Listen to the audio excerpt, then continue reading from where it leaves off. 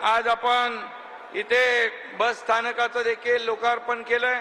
बस स्थानक देखील आम्ही सगळीच राज्यातली बस पोर्ट सारखी अतिशय सुसज्ज सर्व प्रवाशांना सोयी सुविधांनी युक्त अशा प्रकारची देण्याचा आमचा प्रयत्न आहे।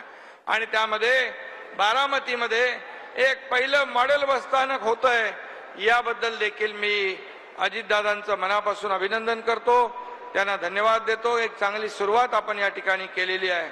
आज आपण पाहतोय की मगाशी देवेंद्रजी म्हणाले की हे जो महारोजगार मेळावा आहे त्याची खूप प्रसिद्धी झाली।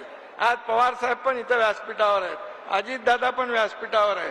सरकारचं काम असलं तरी सुद्धा आमचं सरकार लोकाभिमुख आहे, सर्वसामान्यांचं आहे, राजकारण विरहित आहे आणि त्याची प्रचिती आज इथे आपण या ठिकाणी आपल्याला पाहायला मिळते।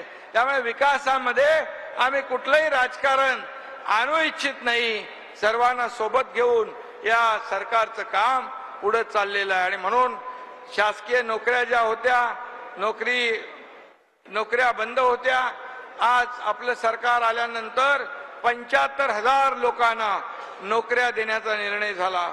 जवळपास ते आता 1,60,000वर त्याचा आकडा गेला आहे।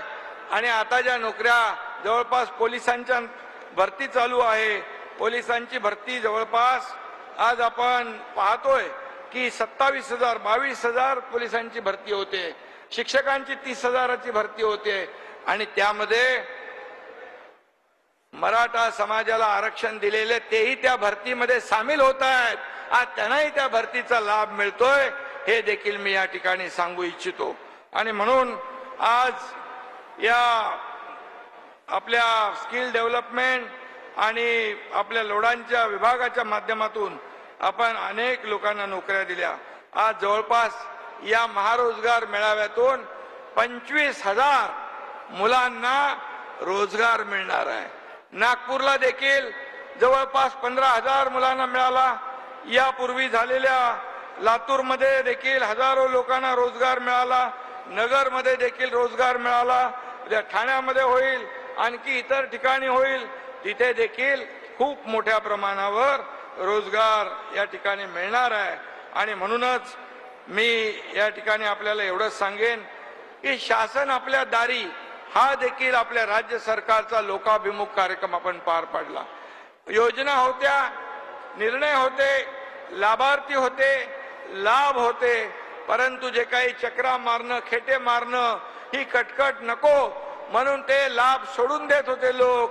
आणि म्हणून आम्ही शासन आपल्या दारी थेट एका छताखाली जाऊन लोकांना मग ते लाभ आहेत, घराचा लाभ असेल, त्यामध्ये महिला बचत गटाचा लाभ असेल, शेतकऱ्याला ट्रॅक्टर असेल, पॉवर टिलर असेल, ड्रोन असेल, हार्वेस्टर असेल, अशा प्रकारचे अनेक त्यांना आवश्यक ज्या वस्तू आहेत त्या देण्याचं काम सरकारने एका छताखाली घेतलं।